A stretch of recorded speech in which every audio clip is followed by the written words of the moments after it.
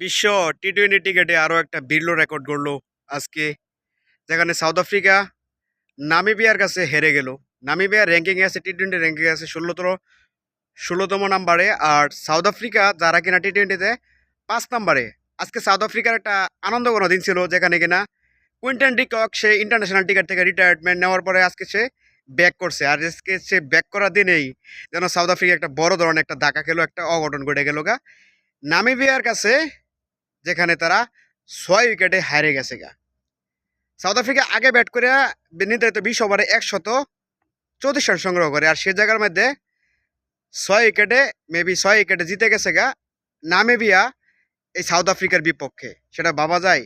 তবে একটা কথা, এটা সত্য যে টি-20 ক্রিকেটে কখন কোন দল কখন কারে হারায় দেয় সেটার কোনো বিকল্প নাই গা, সেটা কোনো অবকাশ থাকে না। কারণ টি-20 ক্রিকেট হচ্ছে যেই দিন যে খেলে সেদিন সে যত বড় টিমেই হোক, যত বড় নিচের টিমেই হোক, সে হারায় দেয়। তারপরে একটা র্যাঙ্কিংয়ে বলে একটা কথা আছে, যেখানে কিনা 16 নম্বর দল হইয়া 5 নাম্বার টিমরে হারায় দেওয়া, সাউথ আফ্রিকার মতো একটা টিমরে হারা দেওয়া। আজকে টিমে যারা খেলছে তারা কিন্তু একদম যে আপনি নর্মাল প্লেয়ার বলবেন তারা না। কুইন্টন ডি কক সে ওপেনিং করছে, রিজা হেনিংসের মতো প্লেয়াররা যারা কিনা খেলছে তারাও হাইরা গেছে গা।